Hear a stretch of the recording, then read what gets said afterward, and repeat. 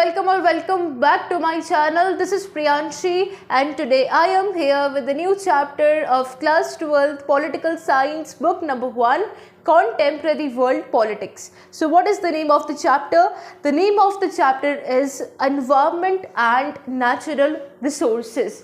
तो आज के चैप्टर में हम लोग डिस्कस करेंगे एनवायरनमेंट के बारे में एंड नेचुरल रिसोर्सेज के बारे में। पूरे चैप्टर को इन डिटेल इसी पर्टिकुलर वीडियो में कंप्लीट कर देने वाले हैं। Okay, now let start. ये डिस्कस करने से पहले अपन लोग थोड़ा सा ये समझने की कोशिश करते हैं कि यार अभी तक हम लोग इस पर्टिकुलर बुक में क्या क्या डिस्कस करते हुए आ रहे हैं। हम लोगों ने इस बुक में अभी तक क्या क्या पढ़ा है। सबसे पहले हम लोगों ने कोल्ड वॉर के बारे में डिस्कस किया, फिर हम लोगों ने एंड ऑफ बायोपोलैरिटी के बारे में डिस्कस किया, which means that we have been studying about wars, we have been discussing about treaties and हम लोगों ने डिस्कस किया कि यूएसएसआर राइज हुआ, यूएसएसआर फॉल हुआ। Then we started discussing about the international organisations, which means that बहुत सारी government आई, उन्होंने एक ऑर्गेनाइजेशन बनाया, उसके बारे में हम लोगों ने डिस्कस किया।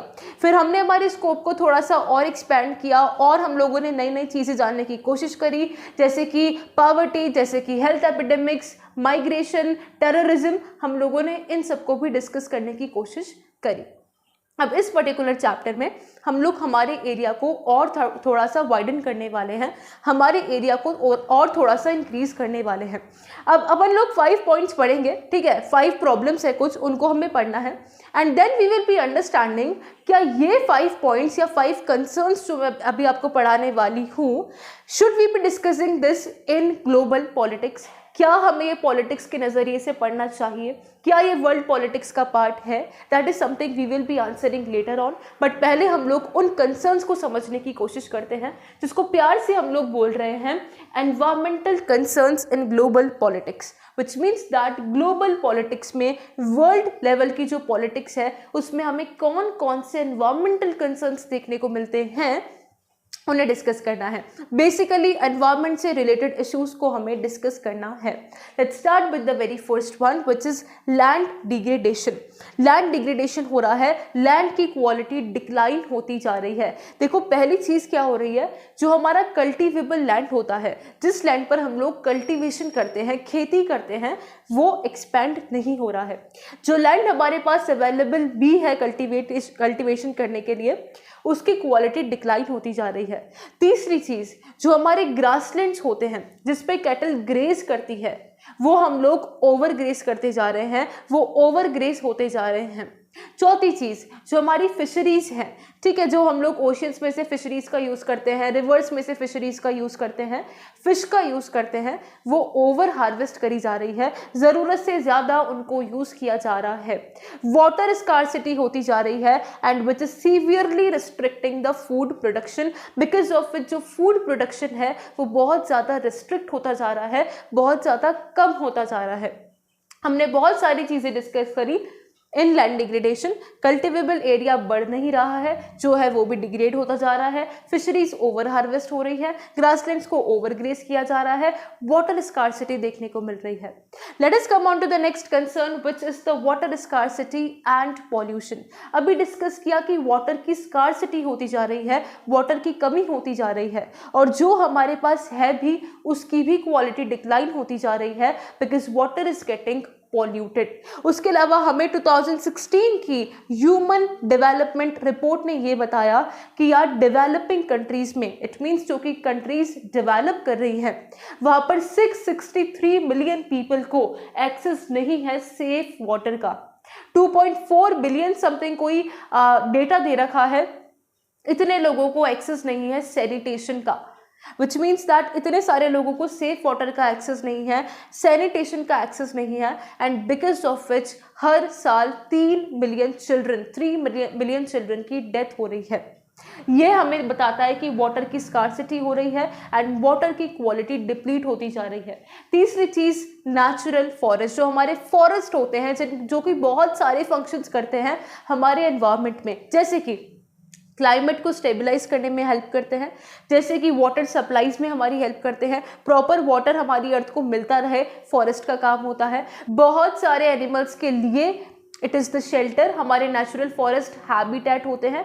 बायोडाइवर्सिटी जो हमें देखने को मिलती है अर्थ पे, द वैरायटी ऑफ ऑर्गेनिजम्स वो देखने को मिलती है because of the natural forest. अब नेचुरल फॉरेस्ट के इतने सारे काम हैं, क्लाइमेट में हेल्प कर रहा है, वाटर में हेल्प कर रहा है, हमें बायोडाइवर्सिटी के लिए हेल्प कर रहा है, बट करा क्या जा रहा है नेचुरल फॉरेस्ट के साथ, इन्हें इनडिस्क्रिमिनेटली कट किया जा रहा है। हमें डिफॉरेस्टेशन बहुत हाई लेवल पर देखने को मिल रहा है, and because of which what is happening is biodiversity loss. What is meant by biodiversity? The variety of organisms that we have in our ecosystem, it is called biodiversity, but biodiversity का loss होता जा रहा है because of the deforestation. अब deforestation के साथ साथ एक चीज और हो रही है which is displacement. हम लोग जब forest कट कर रहे हैं, हम उसके आस पास वाले लोगों को भी वहां से भगा रहे हैं कि आप यहाँ से जाइए, आप कहीं और चले जाइए, because this is the land we will be using. तो डिस्प्लेसमेंट भी हो रहा है एंड डिफॉरेस्टेशन भी हो रहा है एंड बायोडाइवर्सिटी लॉस भी हो रहा है। Next concern, ozone depletion. Ozone एक लेयर है हमारे एटमॉस्फेयर में जो कि स्ट्रेटोस्फीयर में देखने को मिलती है। इस ओजोन लेयर का काम क्या होता है कि जो सन की यूवी रेस होती है, अल्ट्रा वायलेट रेस होती है, उससे हमें प्रोटेक्ट करना, because those UV rays are harmful for us, for human beings and for whole of the ecosystem. वो जो यूवी रेस होती है वो हमारे लिए बहुत हार्मफुल होती है, तो उस यूवी रेस से प्रोटेक्ट करने का काम होता है हमारी ओजोन लेयर का। बट देखने को क्या मिला कि ओजोन लेयर डिप्लीट होती जा रही है, ओजोन लेयर थिन होती जा रही है, एंड इवन ओजोन होल भी हमें देखने को मिला in Antarctic. Okay, that is ozone depletion, and because of which हमारे ऊपर जो खतरा है वो बढ़ता जा रहा है। इकोसिस्टम के लिए एक अच्छी बात नहीं है। ये जो यूवी रेस होती है वो हमारे लिए बहुत ज्यादा हार्मफुल होती है। In some cases it can even cause cancer. समझ आया? तो चौथा कंसर्न हमारा ये हुआ कि ओजोन भी डिप्लीट होती जा रही है। और फिफ्थ कंसर्न है हमारा कोस्टल एनवायरमेंटल थ्रेट्स। कोस्टल मतलब जो हमारे किनारे होते हैं, दैट इज कोस्ट। बीच के आप जो बीचेस होते हैं, रिवर्स होती है, ठीक है, ओशियंस होते हैं, इनके जो कोस्ट होते हैं, जो किनारे होते हैं, उनको बोला जाता है कोस्ट। अब वहाँ पर भी हमें पॉल्यूशन बहुत ज़्यादा देखने को मिल रहा है because of the land based activities जो हम लोग लैंड पर कर रहे हैं, वो at the end of the day उस पानी में जाकर मिल रहा है, and because of it's the coastal water is getting polluted. मान लिया कि शायद जो हमारी ओपन सी है, जो कि बहुत दूर जाकर हमें, जो कि लैंड के पास नहीं होती, जो पानी बहुत दूर होता है लैंड से, वो रिलेटिवली फ्री है, वो उसमें फिर भी इतना पॉल्यूशन नहीं है, वो रिलेटिवली फ्री है। बट जो हमारे कोस्टल एरियाज है वो बहुत ज़्यादा डिप्लीट होते जा रहे हैं, वो बहुत ज़्यादा पॉल्यूट होते जा रहे हैं, and because of which there is threat on marine environment. जो वहाँ पर जो इकोसिस्टम है, वहाँ पर जो लिविंग ऑर्गेनिजम्स रह रहे हैं उस पानी के अंदर, उन पर बहुत बड़ा थ्रेट देखने को मिलता है। तो हम लोगों ने 5 एनवायरमेंटल कंसर्न्स को डिस्कस किया। पहले लैंड डिग्रेडेशन के बारे में डिस्कस किया, फिर वाटर स्कार्सिटी के बारे में डिस्कस किया, then we discussed about the natural forest, we discussed about the ozone depletion, and then we discussed about the coastal environmental threats. अब क्वेश्चन पर आते हैं कि हम लोगों ने सारे थ्रेट्स डिस्कस किए। अब आप बताइए, क्या आपको ऐसा लगता है कि यार ये सारे थ्रेट्स तो, या फिर ये सारे जो कंसर्न्स हम लोगों ने पढ़े, ये तो हमें जियोग्राफी में पढ़ने चाहिए, ये तो एनवायरनमेंट से रिलेटेड है, इसको तो हम लोग जियोग्राफी में पढ़ते हैं। Why are we studying these concerns in global politics वाली book? Why? So the answer to this question is that इन सब के political consequences भी होते हैं। जब ये concerns आपको देखने को मिले, definitely you will be taking steps। और स्टेप्स कौन लेता है? स्टेप्स लेती है कंट्री की गवर्नमेंट। डेफिनेटली हम लोग हमारे इंडिविजुअल लेवल पर भी एफर्ट्स करते हैं, हम लोग स्टेप्स लेते हैं, बट कहीं ना कहीं गवर्नमेंट का भी बहुत इंपॉर्टेंट रोल होता है। एंड बहुत सारे कंसर्न्स ऐसे होते हैं जिस पर कोई एक कंट्री अगर अकेले एफर्ट्स लगाएगी भी सही, अकेले कुछ स्टेप्स लेगी भी सही, तो भी उससे कोई ज़्यादा फर्क हमें नहीं देखने को मिलेगा।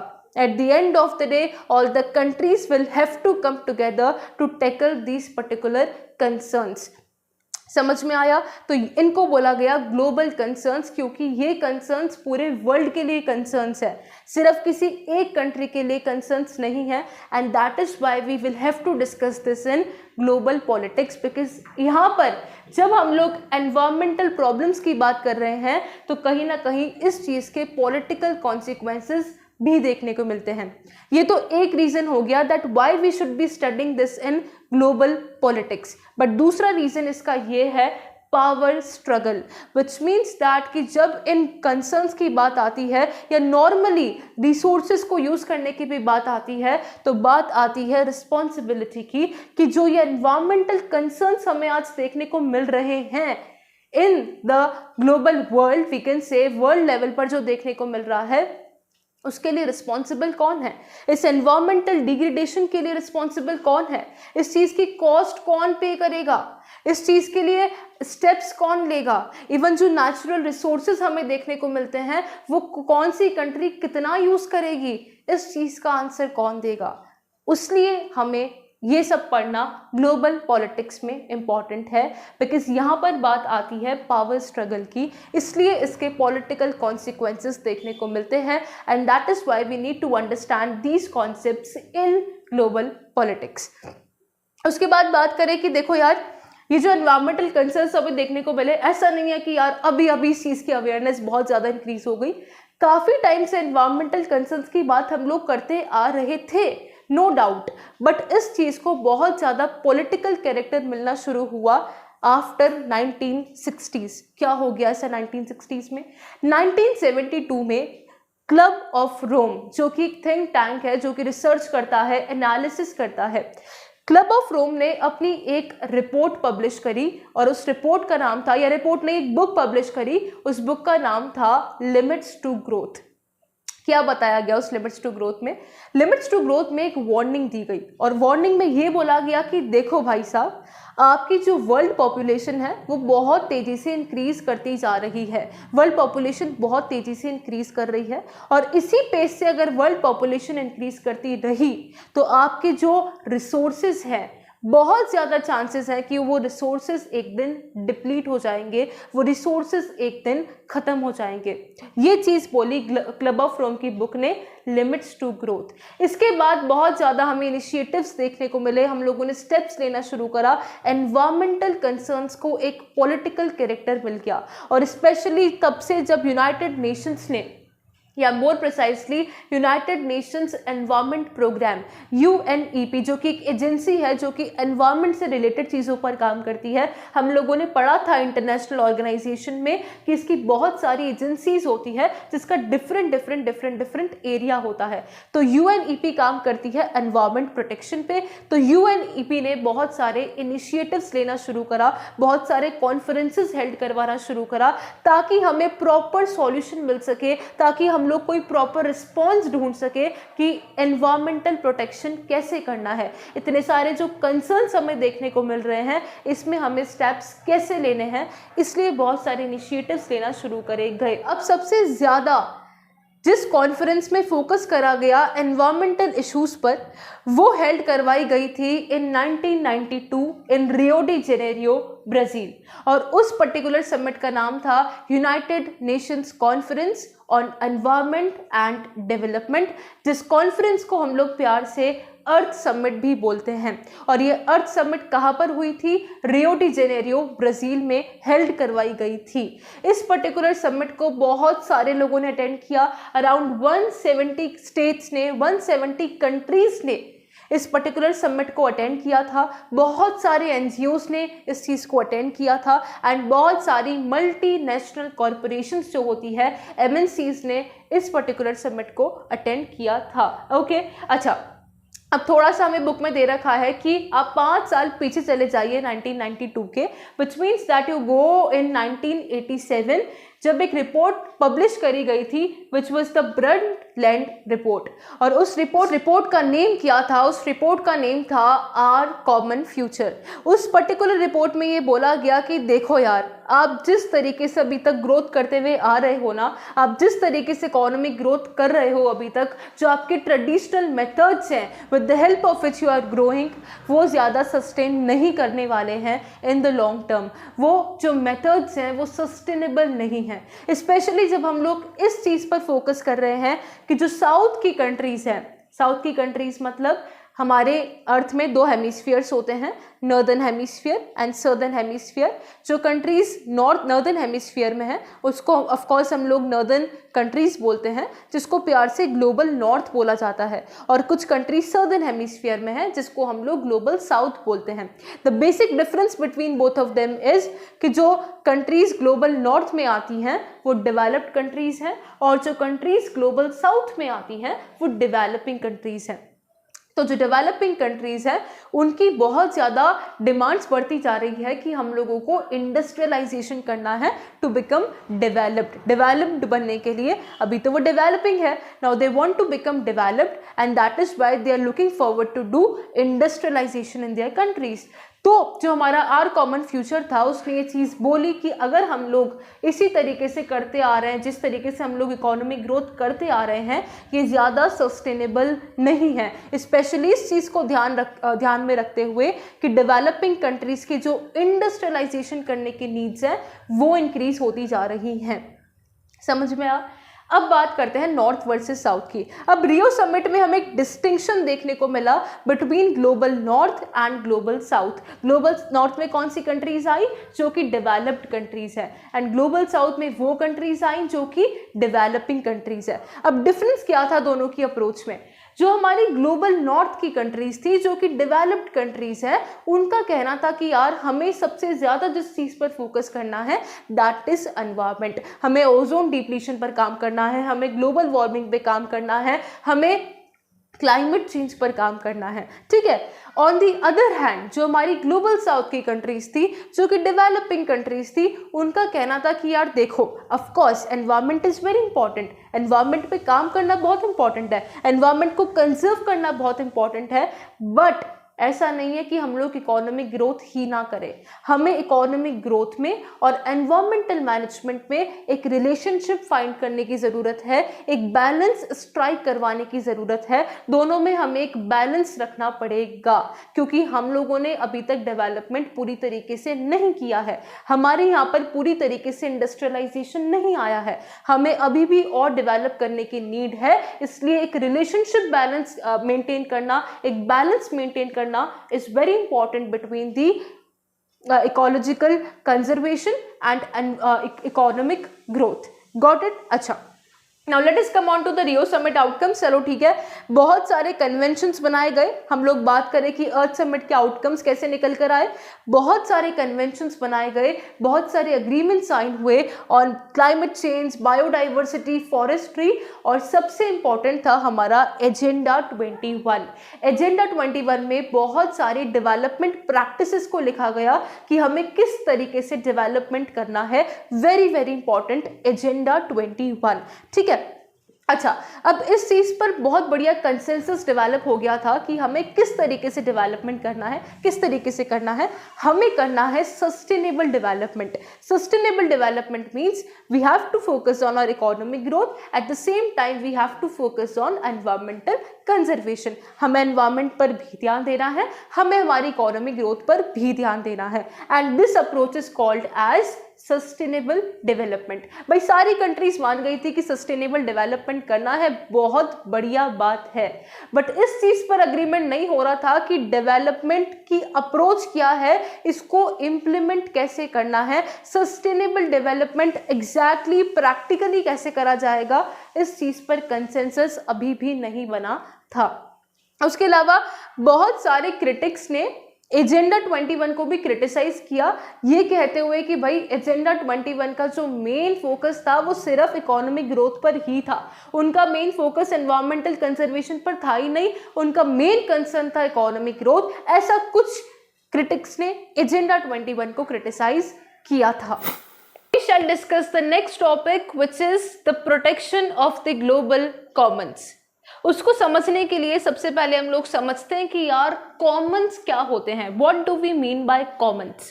देखो, कॉमन्स ऐसे रिसोर्सेज होते हैं जो कि कोई एक पर्टिकुलर इंडिविजुअल ओन नहीं करता है.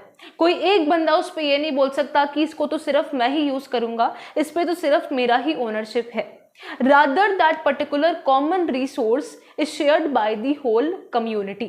For an example, आपकी जो कम्युनिटी पार्क देखने को मिलेगा आपको, आपकी कम्युनिटी में, आपकी गली में जो पार्क है, क्या उस पर कोई एक इंसान ही बोलता है कि इसको तो सिर्फ मैं ही यूज करूंगा, इसको कोई और यूज नहीं कर सकता? नहीं ना. जितने भी लोग आपकी कम्युनिटी में हैं वो सब आते हैं और उसको यूज करते हैं. That means that it is a common.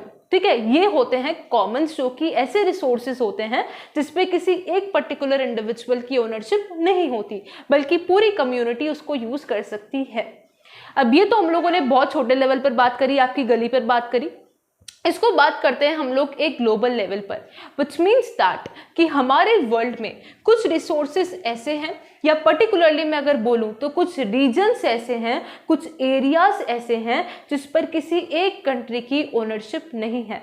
वो किसी एक कंट्री के ज्यूरिसडिक्शन के अंडर नहीं आते कि इसको तो सिर्फ इंडिया यूज कर सकता है, इस पे तो इंडिया की ओनरशिप है, इस पे तो अमेरिका की ओनरशिप है, इस पे तो चाइना की ओनरशिप है. कुछ रिसोर्सेज ऐसे हैं जिसपे किसी की ओनरशिप नहीं है, इसलिए उन रिसोर्सेज पर इंटरनेशनल गवर्नेंस रिक्वायर्ड है कि सारी कंट्रीज आकर उन रिसोर्सेज को यूज करें. Okay, that is what called as global commons. कुछ ऐसे कॉमन्स इस पे किसी भी कंट्री की ओनरशिप नहीं है, किसी भी कंट्री की जुरिसडिक्शन के अंडर वो नहीं आते, बल्कि सारी कंट्रीज आकर उनको यूज कर सकती है.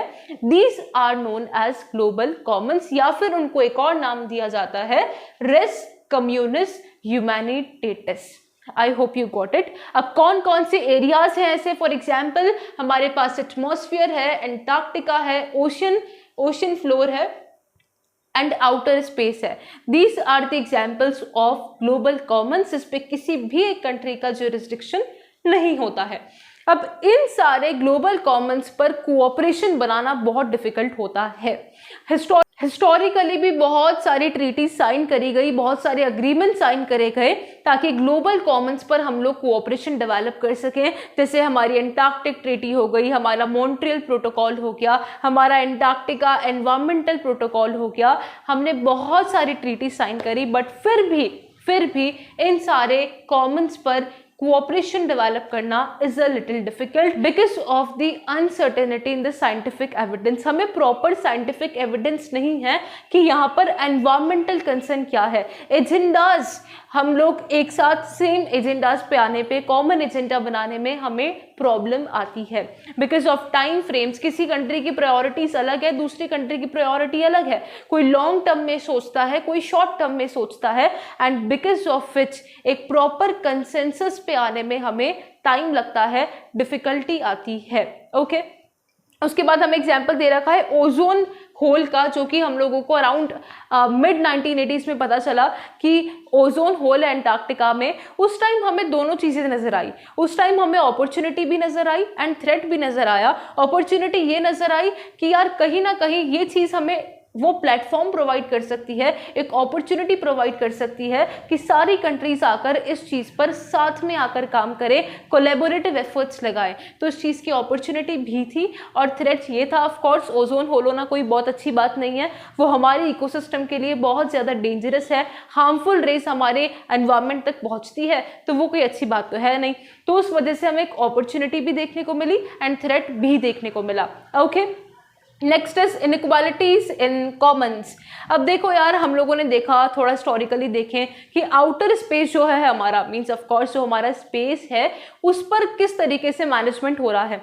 तो हमें समझ में आया कि उसका जो मैनेजमेंट है that is very much influenced by the north south inequalities. North south inequalities मतलब वही नॉर्थ साउथ, एक तो हमारा ग्लोबल नॉर्थ, एक हमारा ग्लोबल साउथ. अब क्योंकि ग्लोबल नॉर्थ के पास टेक्नोलॉजी ज़्यादा है, ग्लोबल नॉर्थ ज़्यादा डेवलप्ड है, उनके पास ज़्यादा टेक्नोलॉजीज है, ज़्यादा इंडस्ट्रीज हैं, इसलिए वो लोग ज़्यादा बेनिफिट लेते हैं of these global commons as compare to the global south, because उनके पास उतनी ज़्यादा टेक्नोलॉजीज नहीं है।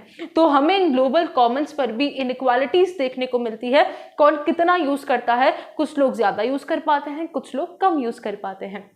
Now let us move on to a very interesting topic, common but differentiated responsibilities. अच्छा, जब हम लोग रियो समिट पढ़ रहे थे तो आपको एक बात तो समझ में आ गई कि यार जो ग्लोबल नॉर्थ की कंट्रीज थी उनका जो कंसर्न था वो अलग था, और जो ग्लोबल साउथ की कंट्रीज थी उनका जो कंसर्न था वो अलग था। अब ग्लोबल नॉर्थ की बात आप सुनिए, ग्लोबल नॉर्थ क्या बोलता है, मतलब जो हमारी डेवलप्ड कंट्रीज है वो दो बातें बोलती है। पहली चीज तो वो ये बोलती है कि यार हमें एनवायरमेंटल कंसर्न्स पर ध्यान देना बहुत ज़रूरी है, हमें एनवायरनमेंट पर ध्यान देना चाहिए, हमें ओजोन डिप्लीशन पर, ग्लोबल वार्मिंग पर, पॉल्यूशन पर, क्लाइमेट चेंज पर ध्यान देना चाहिए। ये चीज़ तो हम लोग पहले भी डिस्कस कर चुके हैं ऑफ कोर्स। तो पहली चीज़ तो उन्होंने ये बोली। दूसरी चीज़ उन्होंने ये बोली कि भाई अब एनवायरनमेंट तो ऑफ कोर्स डिग्रेड हो गया, अब इस चीज़ को रिस्टोर करना पड़ेगा, इस चीज़ को कंजर्व करना पड़ेगा, प्रोटेक्ट करना पड़ेगा, स्टेप्स लेने पड़ेंगे। तो डेवलप्ड कंट्रीज कहती है कि भाई सारी कंट्रीज इक्वल एफर्ट्स लेगी उस डिग्रेडेशन को सही करने के लिए, एनवायरनमेंट को कंजर्व करने के लिए सारी कंट्रीज इक्वली कॉन्ट्रीब्यूट करेगी। ऑन दी अदर हैंड जो हमारी ग्लोबल साउथ है, मीन्स हमारी जो डेवलपिंग कंट्रीज है, उनका कंसर्न थोड़ा सा डिफरेंट है। वो कहती है कि भाई पहली चीज तो आप ये सुनो कि आज जितना भी एनवायरमेंटल डिग्रेडेशन देखने को मिल रहा है ना, आपको पता है एनवायरमेंटल डिग्रेडेशन हुआ क्यों है? Because of the industrialisation that took place in the developed countries. डेवलप्ड कंट्रीज में जो इंडस्ट्रियलाइजेशन हुआ था, because of its they are developed today, इसलिए वो आज डेवलप्ड कहला रही हैं। उस इंडस्ट्रियलाइजेशन का ही एक आउटकम है जो इतना ज़्यादा डिग्रेडेशन हमें देखने को मिलता है। तो वो सिंपली ये बात बोलती है कि जब डेवलप्ड कंट्रीज का कंट्रीब्यूशन ज़्यादा है एनवायरनमेंट को डिग्रेड करने में, तो उनका कंट्रीब्यूशन ज़्यादा होना चाहिए उसको सही करने में भी। और सिंप्लीफाई कर देते हैं, डेवलपिंग कंट्रीज का कहना है कि जब ज़्यादा एमिशंस, ज़्यादा पॉल्यूशन डेवलप्ड कंट्रीज ने किया तो ज़्यादा सही भी, उसको ज़्यादा कंजर्व भी डेवलप्ड कंट्रीज ही करेंगी। हमारा क्योंकि कंट्रीब्यूशन बहुत कम है एनवायरनमेंट को डिग्रेड करने में, इसलिए अब उसको सही करने में भी हमारा कंट्रीब्यूशन कम होना चाहिए, ऐसा डेवलपिंग कंट्रीज का कहना है। एक और चीज कहती है डेवलपिंग कंट्रीज, वो बोलती है कि देखो यार अब डेवलप्ड कंट्रीज आप तो डेवलप कर लिए, ठीक है, आपके यहाँ तो डेवलपमेंट हो गया, आपके यहाँ तो इंडस्ट्रियलाइजेशन आ गया, बट हमारे यहाँ पर अभी तक पूरी तरीके से इंडस्ट्रियलाइजेशन नहीं आया, अभी भी हमारे यहाँ पर इंडस्ट्रियलाइजेशन आना बाकी है। तो अगर आप हमारे ऊपर रेस्ट्रिक्शंस लगा दोगे जो कि आप पे लगाए जा रहे हैं, तो हम कैसे डेवलप करेंगे, हमारे यहाँ पर कैसे इंडस्ट्रियलाइजेशन आएगा, हम तो डेवलप कर ही नहीं पाएंगे। दैट इज वाई जो रेस्ट्रिक्शंस आप पे लगाए जा रहे हैं वो हम पर लगाए नहीं जाने चाहिए। और इस आर्ग्यूमेंट को रियो समिट में एक्सेप्ट कर लिया गया कि जो ग्लोबल साउथ की कंट्रीज का कहना है वो गलत तो नहीं है, एंड दैट इज वाई इस प्रिंसिपल को एक्सेप्ट करा गया as common but differentiated responsibilities, which means that कि सबकी कॉमन रिस्पॉन्सिबिलिटी है कि हमें एनवायरनमेंट को कंजर्व करना है, हमें एनवायरनमेंट को प्रोटेक्ट करना है, हमने इतना डैमेज कर दिया है उस चीज को सही करना है। रिस्पॉन्सिबिलिटी सबकी कॉमन है, नो डाउट, बट डिफरेंशिएटेड है। कैसे डिफरेंशिएटेड है? जिसने ज्यादा कॉन्ट्रीब्यूट किया डिग्रेड करने में, अब वो ज्यादा कॉन्ट्रीब्यूट करेगा उसको सही करने में, as simple as that. Okay, now Rio declaration, जब हमारे रियो समिट के आउटकम्स निकल कर आए तो उसमें भी ये चीज बहुत प्यारी तरीके से बोल दी गई कि we all state should cooperate in what, कि भाई हमें एनवायरनमेंट को कंजर्व करना है, हमें एनवायरनमेंट पर ध्यान देना है, उसको प्रोटेक्ट करना है, रिस्टोर करनी है उसकी हेल्थ जो कि हम लोगों ने बिगाड़ दी है, but in the view of common but differentiated responsibilities, क्योंकि हर कंट्री का जो कॉन्ट्रीब्यूशन है वो अलग है डिग्रेड करने में, इसलिए अब हर कंट्री का कॉन्ट्रीब्यूशन उसको सही करने में भी डिफरेंट होगा। ये चीज रियो डिक्लेरेशन ने एक्सेप्ट कर ली थी। Now we shall discuss about Kyoto protocol. अब क्योटो प्रोटोकॉल को डिस्कस करने से पहले थोड़ी सी कहानी बैकग्राउंड में आपको बता दूं। हमारी एक बॉडी है UNFCCC, United Nations framework convention on climate change. ठीक है, इस बॉडी ने भी चीज एग्जैक्ट सेम चीज एक्सेप्ट कर ली। I am not gonna be repeating this again and again, आप बोर हो जाएंगे। कॉमन बट डिफरेंशिएटेड रिस्पॉन्सिबिलिटीज की कहानी उन्होंने भी एक्सेप्ट कर ली थी। अच्छा, अब उन्होंने एक चीज और बोली कि देखो वहां पर जितनी भी पार्टीज बैठी हुई थी UNFCCC में, उन सब ने उस कन्वेंशन में सब लोगों ने एक्सेप्ट कर लिया कि यार देखो जो आज हमें एमिशंस देखने को मिलते हैं, कौन से emissions? Green house gas emissions, जो कि माने जाते हैं कि सबसे ज्यादा वही रिस्पॉन्सिबल है ग्लोबल वार्मिंग के लिए, इसलिए ग्रीन हाउस गैस एमिशंस पर इतना ज्यादा फोकस करा जा रहा है। तो सब पार्टीज ने चीज एक्सेप्ट कर ली कि आज भी जो एमिशंस हमें देखने को मिलते हैं और जो हिस्टोरिकली भी हमें एमिशंस देखने को मिल रहे हैं, उसका जो मेजर कंट्रीब्यूटर है वो है developed world, means developed countries, जो कि ऑलरेडी डेवलप कर चुकी है। उनकी वजह से ही हमें सबसे ज्यादा एमिशंस देखने को मिलते हैं। और जो डेवलपिंग कंट्रीज है उनका कंट्रीब्यूशन काफी ज्यादा कम है। अब क्योंकि उनका कंट्रीब्यूशन काफी ज्यादा कम है, इसलिए उनको क्योटो प्रोटोकॉल से एग्जाम कर दिया गया। Now what is Kyoto protocol? Kyoto protocol एक इंटरनेशनल अग्रीमेंट था जो कि साइन किया गया था। किस लिए साइन करा गया था? इसीलिए ताकि जो डेवलप्ड कंट्रीज के ग्रीन हाउस गैस एमिशंस हैं उस पर हम लोग थोड़ा सा कट ऑफ कर सके, उस चीज पर रिस्ट्रिक्शन लगा सकें कि आप कितना ग्रीन हाउस गैस एमिशंस कर सकते हो।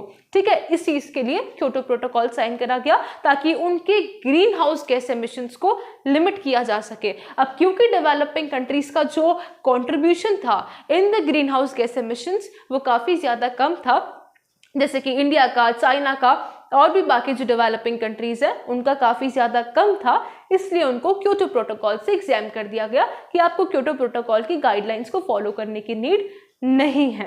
ठीक है, और क्योटो प्रोटोकॉल साइन कहाँ करा गया था? जापान में साइन करा गया था इन 1997। आई होप यू गॉट इट। अच्छा, अब हम लोग हमारे नेक्स्ट टॉपिक पर आते हैं which is common property resources. क्या होते हैं कॉमन प्रॉपर्टी रिसोर्सेज? देखो, कॉमन प्रॉपर्टी रिसोर्सेज कुछ ऐसे रिसोर्सेज होते हैं जो कि कम्युनिटी शेयर करती है। ठीक है, बहुत कुछ, आप मान लो कि 10 लोग हैं एक ग्रुप में और वो 10 लोग उस कॉमन प्रॉपर्टी को यूज कर सकते हैं। लेट्स से कि वो कोई लैंड है। ठीक है, अब वो 10 लोग उस पर्टिकुलर कॉमन प्रॉपर्टी को यूज कर सकते हैं, उस लैंड को यूज कर सकते हैं, उसको हम लोगों ने नाम दिया कॉमन प्रॉपर्टी। अब जब वो 10 लोग उस कॉमन प्रॉपर्टी को यूज कर रहे हैं, उस लैंड को यूज कर रहे हैं, तो पहली चीज तो उनकी कुछ उस पर राइट्स बनते हैं कि वो 10 लोग आकर उस चीज को यूज कर सकते हैं whatever they want to do. ठीक है, पहली चीज तो राइट हो गया। और दूसरी चीज होती है ड्यूटी, कि भाई आप ऑफ कोर्स राइट है, that is perfectly fine, but that is not the only thing. आपकी कुछ ड्यूटीज भी बनती हैं कि आप कितना उस चीज को यूज कर सकते हैं और किस तरीके से आप उस चीज को मेंटेन करेंगे, किस तरीके से आप उसका ध्यान रखेंगे। तो पहली चीज तो कुछ राइट्स बनते हैं और कुछ ड्यूटीज बनती हैं उस कम्युनिटी की for that common property resource. Common property क्यों बोला? क्योंकि वो सबके लिए कॉमन है। ठीक है, हर कोई उसको यूज कर सकता है, बट यूज करने के अलावा कुछ ड्यूटीज भी बनती हैं। ये छोटा सा टॉपिक दे रखा है about the common property resource. अब हमें यह बताया गया कि जो कॉमन प्रॉपर्टी है उसका जो साइज है वो काफी ज्यादा कम होता जा रहा है। साइज तो कम हो ही रहा है और जो है हमारे पास उसकी भी क्वालिटी धीरे धीरे डिग्रेड होती जा रही है। क्यों?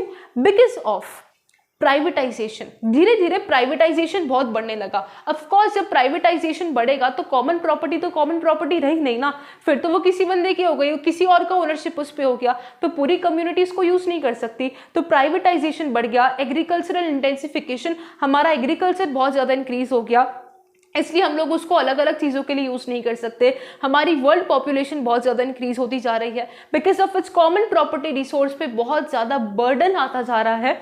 And apart from that we can say कि इकोलॉजिकल डिग्रेडेशन बहुत हो रहा है, एंड बिकॉज ऑफ विच उस कॉमन प्रॉपर्टी रिसोर्स की जो क्वालिटी है वो बहुत डिग्रेड होती जा रही है। ठीक है, तो इस तरीके से जो कॉमन प्रॉपर्टी रिसोर्स है उसकी साइज कम होती जा रही है और उनका जो एक्सेस होता है पुअर लोगों के लिए, गरीब लोगों के लिए, वो तो और भी ज्यादा धीरे धीरे कम होता जा रहा है।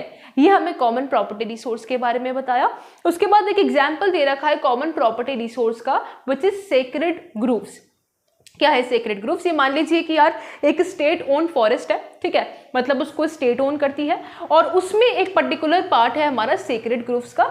बहुत सारी अलग अलग टाइप की ट्रीज उसमें हमें देखने को मिलती है, और उसके आसपास जो विलेज है और उस विलेज में जो लोग रहते हैं वो उन सेक्रेड ग्रोव्स का ध्यान रखते हैं, उसको यूज भी करते हैं और उस पर अपनी कुछ रिस्पॉन्सिबिलिटीज भी मानते हैं कि कुछ राइट्स हैं, हम लोग इनको यूज कर सकते हैं, but at the same time we have to be responsible for the sacred groves, हमें इन चीज का इनका ध्यान भी रखना है। So that is an example of sacred groves जो कि हमें इंडिया में देखने को मिला, जो लोग म्यूचुअली आपस में कर लेते हैं कि हमें कुछ राइट्स भी हैं और कुछ रिस्पॉन्सिबिलिटीज भी हैं। ये हमें साउथ इंडिया में देखने को मिलता है, ठीक है। तो ये थी कहानी हमारी कॉमन प्रॉपर्टी रिसोर्स की। Okay guys, now we need to discuss the next topic which is India's stand on environmental issues. अब हम लोग डिस्कस करेंगे इस चैप्टर को from the perspective of India, कि इंडिया ने इन एनवायरमेंटल इश्यूज के साथ डील करने के लिए, इनको सॉल्व करने के लिए क्या क्या स्टेप्स लिए हैं। That is something we have to discuss. Let's start with the very first one which is Kyoto protocol.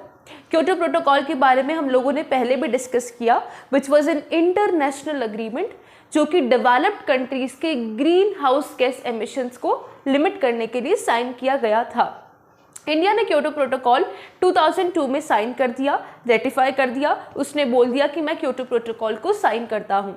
But पहले भी डिस्कस किया कि जो इंडिया है, चाइना है और जो बाकी डेवलपिंग कंट्रीज है, उनको क्योटो प्रोटोकॉल की रिक्वायरमेंट से एग्जाम कर दिया गया था, बिकॉज ऐसा माना गया जो कि डेवलपिंग कंट्रीज हैं उनका ग्रीन हाउस गैस एमिशंस में कंट्रीब्यूशन काफ़ी ज़्यादा कम रहा जब इंडस्ट्रियलाइजेशन हो रहा था। इंडस्ट्रियलाइजेशन मीन्स दैट जब बहुत सारी नई नई इंडस्ट्री सेटअप हो रही थी, एंड बिकॉज ऑफ विच आज डेवलप्ड कंट्रीज डेवलप्ड हैं, उस टाइम पर जो डेवलपिंग कंट्रीज है उनका ग्रीन हाउस गैस एमिशंस काफ़ी ज़्यादा कम थे, एंड दैट इज़ वाई उनको क्योटो प्रोटोकॉल के रिक्वायरमेंट के साथ फॉलो करने की ज़रूरत नहीं है।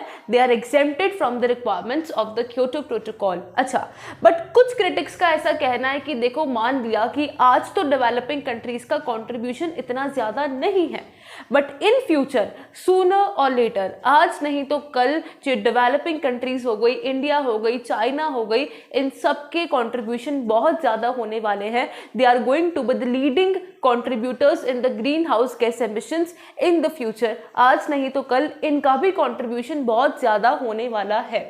उसके अलावा जो हमारी G8 मीटिंग थी जो कि 2005 में हुई थी, उसमें जो इंडिया है उसने बोला कि देखो भाई, हमारे जो पर कैपिटा एमिशंस है, पर कैपिटा एमिशंस मतलब हमारी कंट्री में एक बंदा कितना ग्रीन हाउस गैस एमिशन में कंट्रीब्यूट कर रहा है, वो काफ़ी ज़्यादा कम है when it is compared to the developed countries. इसलिए अगेन वो अपनी उसी जो हमारा प्रिंसिपल था उस पे ही वो अडिग है, कॉमन बट डिफरेंशिएटेड रिस्पॉन्सिबिलिटीज़। क्योंकि हमारा कंट्रीब्यूशन कम है, इसलिए हम लोग स्टेप्स भी कम लेंगे in order to conserve the environment, as simple as that. अच्छा, उसके बाद UNFCCC की बात करें हम लोग, तो अगेन इंडिया मानता है कि हिस्टोरिकली किसके ज़्यादा एमिशंस रहे, डेवलप्ड कंट्रीज़ के रहे। उसके अलावा UNFCCC की कुछ बातों से इंडिया को कंसर्न्स है, इंडिया को टेंशन हुई कुछ बातों से जो कि UNFCCC ने रिसेंटली बोली। UNFCCC ने कहा कि हम लोग क्या करने वाले हैं, जो इंडस्ट्रियलाइजिंग कंट्रीज़ है, जिनके यहाँ पर इंडस्ट्रियलाइजेशन अब हो रहा है, उनके यहाँ पर हम लोग बाइंडिंग कमिटमेंट्स लगाने वाले हैं, रिस्ट्रिक्शंस लगाने वाले हैं in the green house gas emissions. और इस चीज़ से कहीं ना कहीं इंडिया को थोड़ी सी प्रॉब्लम हो रही है, बिकॉज इंडिया इज सेइंग कि ये UNFCCC की स्पिरिट के खिलाफ है। UNFCCC ने कहा था कॉमन बट डिफरेंशिएटेड रिस्पॉन्सिबिलिटीज़ के बारे में, उसने कहा था कि क्योंकि अभी हम लोग इंडस्ट्रियलाइजेशन कर रहे हैं, आप हमारे ऊपर रिस्ट्रिक्शंस नहीं लगा सकते, ये तो गलत होगा। तो ये UNFCCC की स्पिरिट के खिलाफ है। उसके अलावा इंडिया कहता है कि भाई हमारे ऊपर ना रेस्ट्रिक्शंस लगाना सही भी नहीं है। वो अपने खुद के प्रेडिक्शंस देता है। पहली चीज़ उसने ये बोली कि देखो 2000 में हमारी कंट्री का जो पर कैपिटा एमिशन था वो था 0.9 टन्स, और 2030 तक वो इंक्रीज होगा टिल 1.6 टन्स। तो आप कैसे कह सकते हो कि आप हमारे ऊपर रिस्ट्रिक्शंस लगाओगे, क्योंकि जो इंक्रीज होने वाला है in the per capita emissions that is gonna be very very very low. तो हमारे ऊपर रिस्ट्रिक्शंस लगाना सही भी नहीं है, ऐसा इंडिया का कहना है। उसके बाद बात करते हैं कुछ डोमेस्टिक एफर्ट्स की। इंडिया ने खुद की कंट्री में ऑफ कोर्स बहुत सारे एफर्ट्स लेने की कोशिश करी, जिससे हमें ये पता चलता है that India is very active in dealing with the environmental issues. सबसे पहले इंडिया की एक पॉलिसी है which is national auto fuel policy, और उस नेशनल ऑटो फ्यूल पॉलिसी के अकॉर्डिंग हमने क्या किया, हम लोगों ने क्लीनर फ्यूल्स को प्रमोट किया हमारी कंट्री में, that we will be using the cleaner fuels. कौन सी पॉलिसी थी? National auto fuel policy. दूसरी चीज, हम लोगों ने साइन किया हमारा एनर्जी कंजर्वेशन एक्ट ऑफ 2001। किस चीज के लिए? एनर्जी को कंजर्व करने के लिए, और मोर प्रिसाइजली हमारी एनर्जी एफिशिएंसी को इंप्रूव करने के लिए। तीसरा, हम लोगों ने साइन किया 2003 में इलेक्ट्रिसिटी एक्ट, और उसके अकॉर्डिंग हमने बोला कि हम लोग रेन्यूएबल एनर्जी का यूज करेंगे। उसके अलावा हम लोगों ने ट्राई किया कि हम लोग जो नेचुरल गैस है उसका इंपोर्ट इंक्रीज करेंगे, हम लोग क्लीनर कोल टेक्नोलॉजीज का यूज करेंगे। तो इससे हमें पता चलता है that India is actively participating globally also to deal with these environmental concerns। उसके अलावा इंडिया ने पेरिस अग्रीमेंट साइन किया, पेरिस क्लाइमेट अग्रीमेंट इन 2016। तो इन सब से हमें पता चलता है कि इंडिया के डोमेस्टिक एफर्ट्स कितने इफेक्टिव रहे हैं। अब बात करते हैं अर्थ समिट रिव्यू की। देखो 1997 में इंडिया को ऐसा लगा कि चलो हमारे यहाँ पर अर्थ समिट हो गई, हम लोगों ने बहुत सारे अग्रीमेंट्स करे थे, हम लोगों ने बहुत सारे कन्वेंशंस बनाए थे। अब थोड़ा सा चीज़ को रिव्यू तो करते हैं ना कि जो हम लोगों ने कन्वेंशंस बनाए थे उनका इम्प्लीमेंटेशन कैसा चल रहा है, क्या उनको इम्प्लीमेंट करा भी गया है या नहीं गया है। थोड़ा सा हम लोग इस चीज़ को रिव्यू करने की कोशिश करते हैं। तो 1997 में इंडिया ने रिव्यू किया अर्थ समिट के कन्वेंशंस को, और उसे पता चला कि यार एक सबसे बड़ा कंक्लूजन उसने ये ड्रॉ किया कि डेवलप्ड कंट्रीज की तरफ से डेवलपिंग कंट्रीज को टेक्नोलॉजी ट्रांसफ़र और फाइनेंशियल रिसोर्सेज का ट्रांसफ़र बहुत कम हुआ है। It is almost meaningless.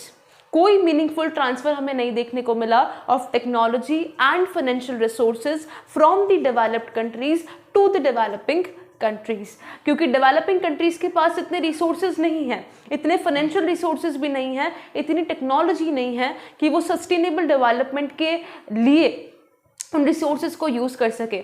तो उसे रिसोर्सेज की नीड है, इसलिए उन्होंने डेवलप्ड कंट्रीज़ को रिक्वेस्ट किया कि प्लीज़ आप हमें रिसोर्सेज ट्रांसफ़र करें, आप हमें फाइनेंशियली हेल्प करें, ताकि हम लोग सस्टेनेबल डेवलपमेंट की जर्नी में आगे बढ़ सकें। उसके अलावा सार्क जो हमारा साउथ एशियन एसोसिएशन है फॉर रीजनल कोऑपरेशन, इंडिया इस चीज़ में भी बिलीव करता है कि अगर सारी सार्क की कंट्रीज़ एक साथ आकर अपनी आवाज़ उठाएंगी, अपनी डिमांड्स को सामने रखेंगी, तो उनकी जो आवाज़ है उसको ज़्यादा वेटेज दी जाएगी, उनके पॉइंट ऑफ व्यूज़ को ज़्यादा वेटेज दी जाएगी। इसलिए सब लोगों को साथ में आकर एक कॉमन पोजीशन पर आकर खड़े होने की ज़रूरत है, ऐसा भी इंडिया का कहना है। Now, next topic which is environmental movements one or many। अब क्या आपको ऐसा लगता है कि एनवायरमेंटल कंसर्न्स के लिए जो स्टेप्स लिए जाते हैं वो सारे गवर्नमेंट ही लेती है, सिर्फ वो गवर्नमेंट की रिस्पॉन्सिबिलिटी होती है? आज तक सिर्फ गवर्नमेंट ने ही स्टेप्स लिए हैं क्या? तो ऐसा नहीं है, गवर्नमेंट से भी ज़्यादा किसी ने स्टेप्स लिए हैं, and those are environmentally conscious volunteers. ऐसे लोग जो कि एनवायरनमेंट के लिए बहुत ज़्यादा कॉन्शियस होते हैं, ऐसे लोग जो कि बहुत ज़्यादा इस चीज़ के लिए पर्टिकुलर होते हैं कि एनवायरनमेंट को डिग्रेड नहीं करना है, डिग्रेड कर दिया तो उसको अब कंजर्व करना है। इनको बोलते हैं एनवायरमेंटली कॉन्शियस वॉलंटियर्स। तो यहाँ से हमें बहुत ज़्यादा स्टेप्स देखने को मिले to conserve the environment. Okay, अच्छा, अभी जो एनवायरमेंटल मूवमेंट्स होते हैं जो कि कौन लीड करते हैं? Environmentally conscious volunteers. ये हमें कुछ इंटरनेशनल लेवल पर देखने को मिलते हैं, but most of them are working on the local level.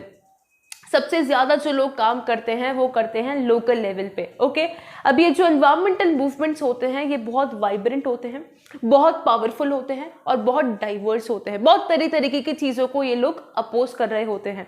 And eight the same time ये जो एनवायरमेंटल मूवमेंट्स होते हैं वो हमें लॉन्ग टर्म विजन्स देते हैं हमें नए नए आइडियाज़ देते हैं कि हमें क्या करना चाहिए और क्या नहीं करना चाहिए। आप जो आज कर रहे हो उसका लॉन्ग टर्म इम्पैक्ट क्या होगा, ये एनवायरमेंटल मूवमेंट्स हमें सिखाते हैं। इसलिए एनवायरमेंटल मूवमेंट्स बहुत ज़्यादा पावरफुल माने जाते हैं वर्ल्ड वाइड। ओके, नाउ सबसे पावरफुल हमें देखने को मिला environmental movements. One of the examples is about the forest movements. First of all, जो हमारा ग्लोबल साउथ है, okay, now you have of course understood that global south क्या होता है। जो हमारा सर्दर्न हेमिस्फीयर है, जहाँ पर डेवलपिंग कंट्रीज है, जैसे कि कुछ एग्जाम्पल्स हमें दे रखे हैं, Mexico, Malaysia, child, Brazil, India, continental Africa, ये जो सारी कंट्रीज हैं, यहाँ पर हमें बहुत ज़्यादा फॉरेस्ट डिस्ट्रक्शन देखने को मिला। फॉरेस्ट को अलार्मिंग रेट पर कट किया जा रहा था, बहुत हाई एक्सटेंट पर कट किया जा रहा था। तो इसके अगेंस्ट में हमें आवाज़ देखने को मिली, इसके अगेंस्ट में हमें फॉरेस्ट मूवमेंट्स देखने को मिले बाय एनवायरमेंटली कॉन्शियस वॉलंटियर्स। दो 30 ईयर्स से हमें बहुत ज़्यादा एनवायरमेंटल एक्टिविज्म देखने को मिल रहा है इन द फॉरेस्ट और in the global south against the forest destruction. Still वहाँ पर बहुत ज़्यादा हाई रेट्स पर फॉरेस्ट को कट किया जा रहा है। So that was one of the examples of the environmental movements are forest movements. Now the second one is the mineral industries के अगेंस्ट में जो मूवमेंट करा गया। देखो, मिनरल इंडस्ट्रीज हमारे प्लेनेट के लिए बहुत ज़्यादा इंपॉर्टेंट मानी जाती है। One of the most important industries on our planet is considered as the mineral industries. अब जैसे जैसे डेवलपिंग कंट्रीज में लिबरलाइजेशन बढ़ा, उन्होंने अपनी इकोनॉमी को ओपन अप करना शुरू करा। बाहर से बहुत सारी एमएनसीज, मल्टीनेशनल कंपनीज ने आकर डेवलपिंग कंट्रीज में इन्वेस्टमेंट करना शुरू कर दिया। अब जब इन्होंने इन्वेस्टमेंट करना शुरू करा तो इनको बहुत ज़्यादा ऑपोजिशन का सामना करना पड़ा। क्यों? क्योंकि जो मिनरल इंडस्ट्रीज होती है, क्या करती है वो करती है मिनरल्स को एक्सट्रैक्ट फ्रॉम द अर्थ, जिससे लोगों को प्रॉब्लम होती है कि भाई पहली चीज़ तो आप मिनरल्स एक्सट्रैक्ट कर रहे हो, दूसरी चीज़ आप लैंड डिग्रेडेशन कर रहे हो, तीसरी चीज़ आप केमिकल्स का यूज़ कर रहे हो, चौथी चीज़ आप वहाँ पर डिफॉरेस्टेशन कर रहे हो, वहाँ की वेजिटेशन को आप क्लियर कर रहे हो, लोगों को डिस्प्लेस कर रहे हो। इतने सारी प्रॉब्लम्स होती है because of one mineral industry, and that is Y mineral industries को बहुत ज़्यादा ऑपोजिशन फेस करना पड़ता है। One of the best examples of mineral industries की हम लोग बात करें तो वो हुआ था फिलीपींस में।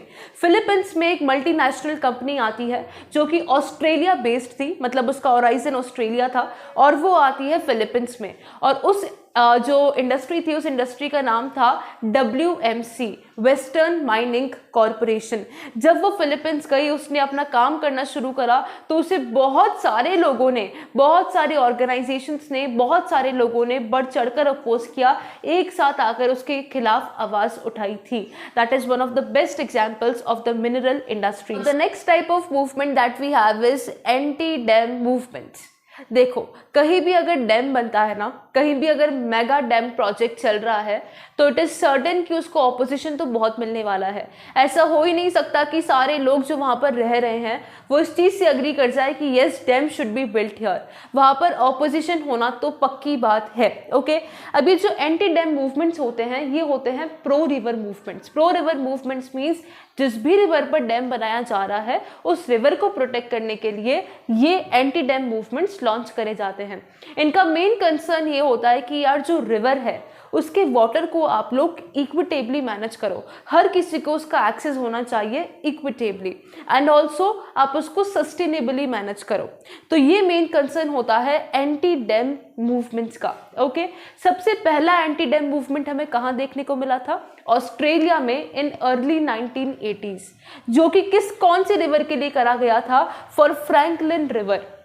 ये सिर्फ प्रो रिवर मूवमेंट ही नहीं था, ऑफ कोर्स प्रो रिवर तो था ही सही कि हमें फ्रैंकलिन रिवर को प्रोटेक्ट करना है, बट अपार्ट फ्रॉम दैट उसके आसपास जितना भी फॉरेस्ट एरिया था उसको प्रोटेक्ट करने के लिए भी इस पर्टिकुलर एनवायरमेंटल मूवमेंट को लॉन्च किया गया था। ठीक है, उसके बाद साउथ में भी हमें बहुत सारे मूवमेंट्स देखने को मिले related to the anti dam movements. उसमें से सबसे प्रोमिनेंट जो इंडिया में है दैट इज द नर्मदा बचाओ आंदोलन।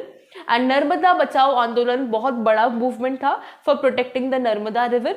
And also one shared principle in India when it comes to environmental movements is the principle of non violence, that we have to use non violence. हमें violence नहीं होना, हमें मारपीट नहीं करनी, हमें शांति से प्यार से हमारे एनवायरमेंटल मूवमेंट को लॉन्च करना है। That is one of the shared principles in India. Okay, now let us understand about the concept of resource geopolitics. सबसे पहली बात तो रिसोर्स जियोपॉलिटिक्स का मतलब क्या होता है।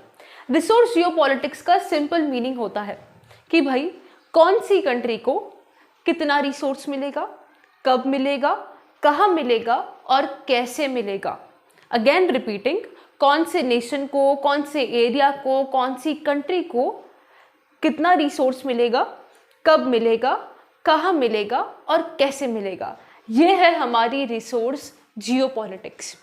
अब हमारी जो यूरोपियंस हैं, यूरोपियंस ने बहुत अपना पावर का एक्सपेंशन किया from one territory to the another territory.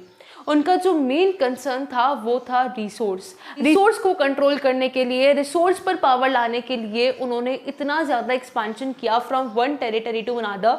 और ऐसा भी बोला गया कि भाई जो इंटर स्टेट राइवलरी है, मीन्स दो कंट्रीज़ के बीच में जो दुश्मनी है, राइवलरी है, उसका एक बहुत मेजर रीज़न था, उसका बहुत बड़ा कारण था रिसोर्स, कि किसका कितना रिसोर्स पर हक होगा, कौन कितना रिसोर्स यूज कर सकता है। This was one of the major reasons of the conflicts between two countries. Okay, the next point is naval timber supply. अब ये यूरोपियंस क्या करते थे, दूसरी कंट्रीज में जाकर रिसोर्सेज को यूज किया करते थे। ठीक है, ये ढूंढते थे कि हम लोग दूसरी कंट्रीज में जाकर रिसोर्सेज को यूज करें, दूसरी कंट्रीज के रिसोर्सेज को यूज करें। अब अगर इनको दूसरी कंट्रीज के रिसोर्सेज को एक्सेस करना है तो इनको जरूरत पड़ती थी ट्रांसपोर्टेशन की, कि वो एक कंट्री से दूसरी कंट्री में जा रहे हैं रिसोर्सेज को एक्सेस करने के लिए या रिसोर्सेज को यूज करने के लिए। अब वो ट्रांसपोर्टेशन मेजरली कहाँ कैसे होता था, through maritime navigation, which means that through ships। अब उस शिप्स को बनाने के लिए जरूरत पड़ती थी वुड की, टिम्बर की।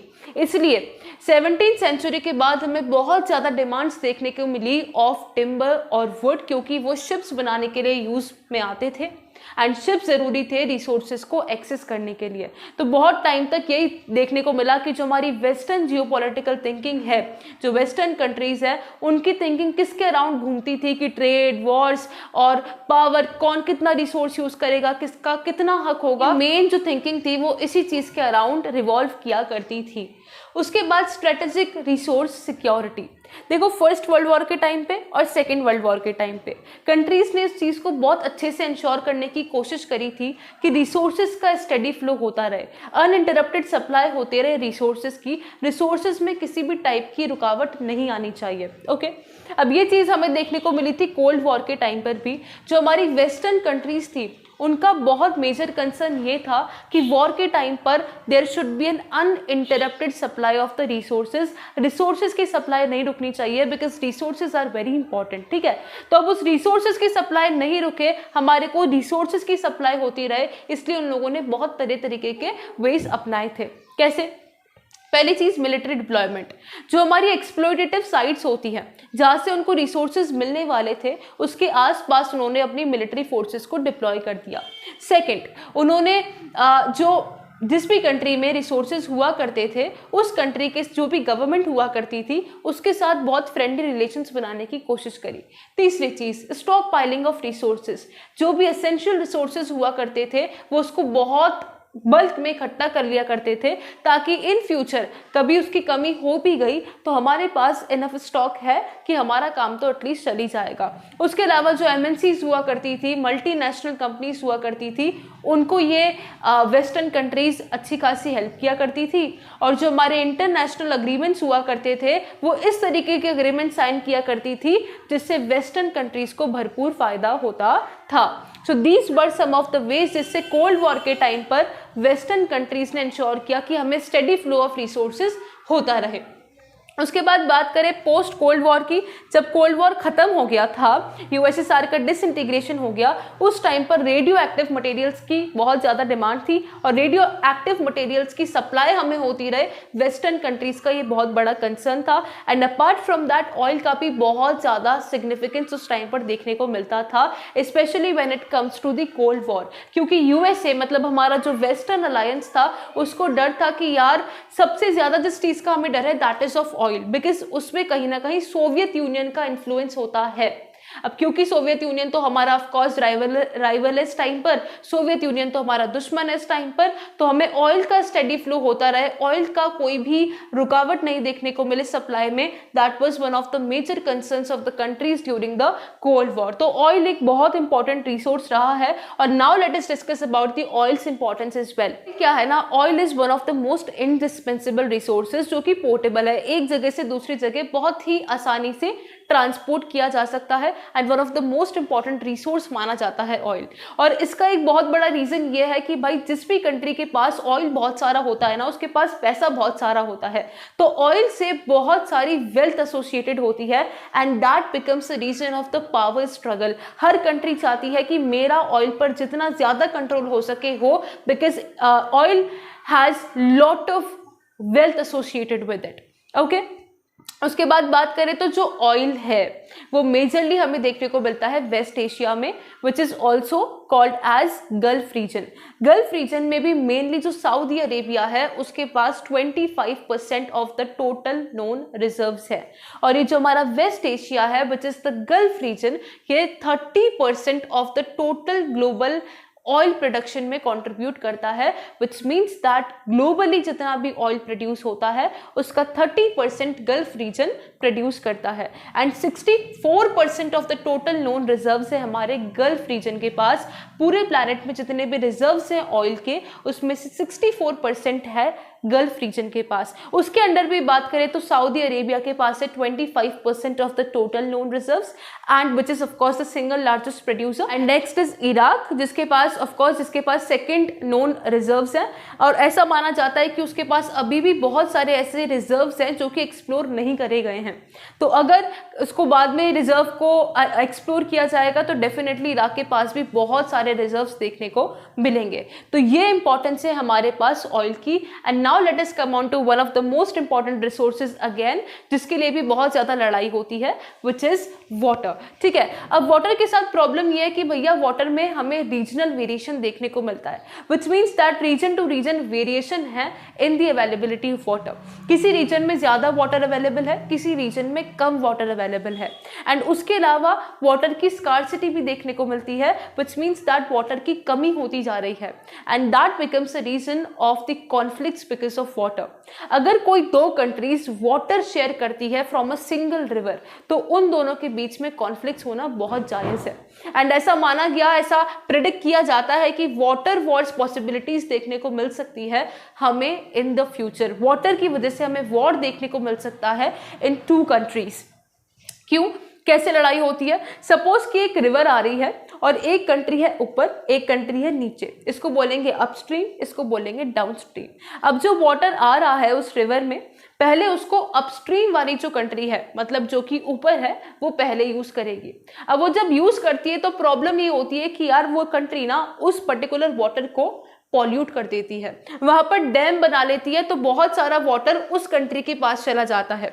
उसके अलावा पूरे वाटर को ना इरिगेशन के लिए यूज कर लेती है एंड बिकॉज ऑफ विच अब जो डाउन स्ट्रीम वाली कंट्री है जो कि नीचे है, उसके पास जो अवेलेबिलिटी होती है वाटर की वो बहुत कम होती है, और जिस क्वालिटी का वाटर उस कंट्री को मिल रहा होता है जो कि डाउन स्ट्रीम पर है, उस पर्टिकुलर वाटर की क्वालिटी बहुत ज़्यादा डिग्रेड हो जाती है and that becomes a reason of conflict between the upstream and the downstream countries. तो इस तरीके से हमें कॉन्फ्लिक्ट्स देखने को मिलते हैं और हमें बहुत सारे एग्जाम्पल्स दे रखे हैं बुक में, जहाँ पर हमें ये बताया गया कि कंट्रीज ने फोर्स का यूज किया, वायलेंस का यूज करा फ्रेश वाटर रिसोर्सेज को सीज करने के लिए, अपना कंट्रोल जमाने के लिए on the fresh water resources. कई बार वायलेंस का भी यूज किया गया है। Now let's discuss the last topic of this chapter, which is the indigenous peoples and their rights. मतलब हमें इंडिजीनियस पीपल्स के बारे में समझना है और उनके राइट्स के बारे में समझना है। But first of all we must understand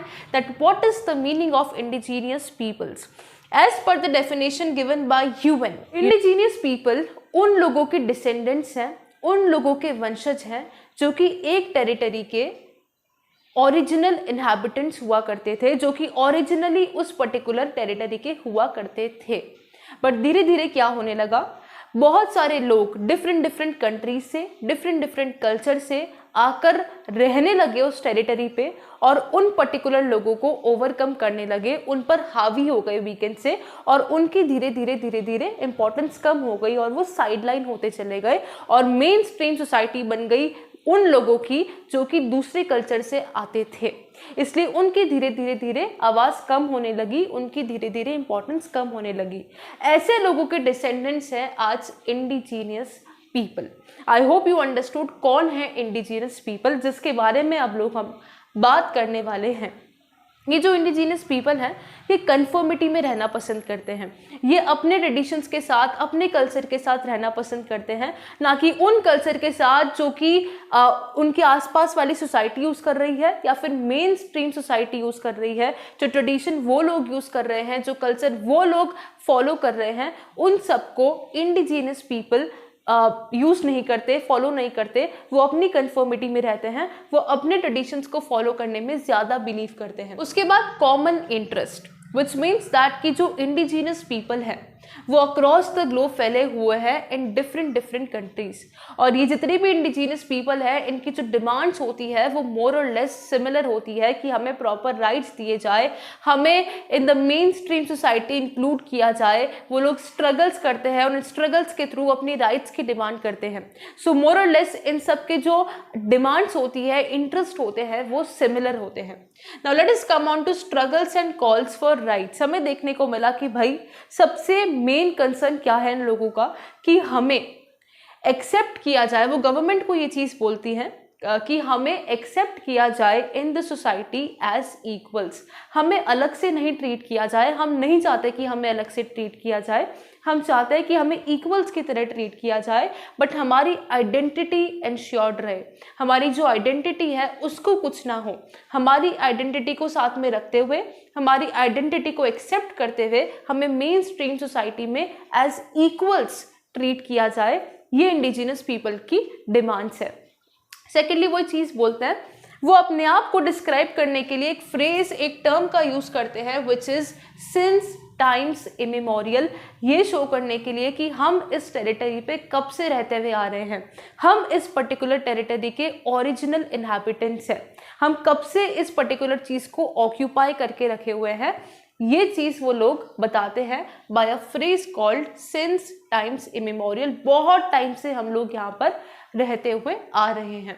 उसके बाद लॉस ऑफ लैंड, इन सब का, ये जो इतने सारे लोग हैं जो कि इतने डिफरेंट डिफरेंट एरियाज में फैले हुए हैं इंडिजिनियस पीपल, इनका मेन कंसर्न होता है loss of land, because land इनके लिए सबसे ज़्यादा इंपॉर्टेंट माना जाता है और लैंड उनसे धीरे धीरे छीना जा रहा है। तो उनको सबसे बड़ा थ्रेट क्या है कि हमसे लैंड नहीं छीना जाए, because it is one of the most indispensable resources for us. तो उनको सबसे बड़ा थ्रेट होता है लैंड का। अब आप खुद ही सोच लो कि आप उनका फिजिकल सर्वाइवल इंश्योर नहीं कर पा रहे, तो आप उनको पॉलिटिकल ऑटोनॉमी कैसे दोगे? फर्स्ट क्या इंपॉर्टेंट है कि उनका फिजिकल सर्वाइवल इंश्योर रहे, कि उनको जो ज़रूरत है, जो रिसोर्सेज इन चीज़ की उनको ज़रूरत है, वो तो एटलीस्ट उनको मिल सके। उसके बाद पॉलिटिकल ऑटोनॉमी पे हम लोग ध्यान देंगे, but very first thing is physical survival. अब बात करते हैं इंडिया की, इंडिजीनियस पीपल इन इंडिया।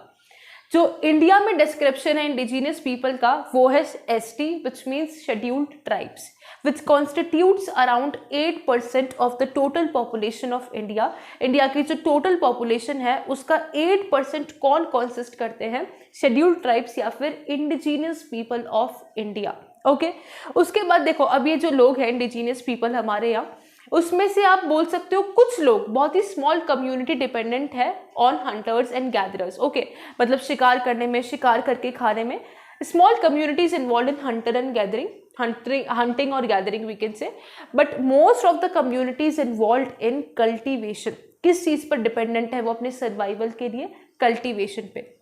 अब सेंचुरी से हम लोग बात करें तो बहुत सेंचुरी से, बहुत सालों से इन लोगों को पूरा एक्सेस था लैंड का। जितने लैंड ये लोग यूज़ करना चाहते थे, जितना एक्सेस ये लोग लैंड पर करना चाहते थे, उनको पूरा राइट था, उन पे कोई भी तरीके का रेस्ट्रिक्शन नहीं था। बट जब इंडिया में कॉलोनियल रूल आया, ब्रिटिशर्स आए, तो अब वो जो टेरिटरी थी वो ब्रिटिशर्स के हाथों में आई और उन लोगों ने रेस्ट्रिक्शंस लगाना शुरू कर दिए in the access of the land by the indigenous people. और तब से प्रॉब्लम शुरू हो गई, बिकॉज पहले उनको एकदम पूरा राइट हुआ करता था, जितना वो एक्सेस करना चाहते हैं उस चीज़ में कोई प्रॉब्लम नहीं थी, बट फिर ब्रिटिशर्स ने आकर उस चीज़ को कंट्रोल करना शुरू किया। हमें देखने को मिला कि दो इंडिया में जो लोग हैं इंडिजीनियस पीपल, उनको कॉन्स्टिट्यूशन में रिकॉग्नाइज करा गया है, उनको कॉन्स्टिट्यूशनल प्रोविजंस दिए गए हैं, बट फिर भी जो इंडिया में डेवलपमेंट हुआ है उसका बेनिफिट इंडिजीनियस पीपल को ज़्यादा नहीं हुआ। क्यों? इवन भाई ठीक है, आपको बेनिफिट नहीं हो रहा, that is one thing, but उनको दूसरों के डेवलपमेंट के लिए, पूरी कंट्री के डेवलपमेंट के लिए कॉस्ट पे करनी पड़ती है, उनको डिस्प्लेस होना पड़ता है from one place to another. ऐसा देखा गया कि जो लोग डिस्प्लेस हुए हैं from one place to another because of development, उसमें सबसे ज्यादा किसने कॉन्ट्रीब्यूट करा? इंडिजीनियस पीपल ने। तो पहली चीज तो उनको बेनिफिट नहीं हो रहा, और दूसरी चीज उनको डिस्प्लेस किया जा रहा है पूरी कंट्री के डेवलपमेंट के नाम पर, उनको कॉस्ट पे करनी पड़ रही है। ठीक है, अब एक चीज और देखने को मिली कि देखो इनके राइट्स को ज्यादा इंपॉर्टेंस नहीं दी गई, इनके राइट्स को नेग्लेक्ट करा गया, इनकी डिमांड्स को नेग्लेक्ट करा गया बहुत टाइम तक, डोमेस्टिकली भी और इंटरनेशनली भी। बट एक टाइम ऐसा आया जब जो बहुत सारे इंडिजीनियस पीपल अलग अलग टेरिटरी में फैले हुए हैं, राइट। अब उनके लीडर्स ने एक दूसरे से कॉन्टेक्ट्स बनाना शुरू करा, लीडर्स ने एक दूसरे से मिलना शुरू करा, उनको समझ में आया that we all are facing the same problem, we all have the shared challenges, हम लोगों को सेम चैलेंजेस का सामना करना पड़ रहा है, हमें सेम प्रॉब्लम्स का सामना करना पड़ रहा है। एंड फिर उन्होंने अपना एक काउंसिल बनाया, world council for indigenous peoples in 1975, और इस चीज़ को यूनाइटेड नेशंस में कंसल्टेटिव काउंसिल की तरह रिकॉग्नाइज करा गया, विच मीन्स दैट कि अब वो यूनाइटेड नेशंस में पार्टिसिपेट कर सकते हैं, जो भी प्रॉब्लम्स है वो बता सकते हैं, जो भी चैलेंजेस उनको फेस करने पड़ रहे हैं वो वहाँ पर एक्टिवली पार्टिसिपेट कर सकते हैं। And that was about the indigenous people की सारी कहानी, and here the chapter ends. I hope that you have understood all the concepts very nicely. Thank you so much for watching this video. Let's meet in the next video. Till then, bye bye, stay tuned, and do not forget to like, share, subscribe and comment. Oh, chapter is done. Chapter is done.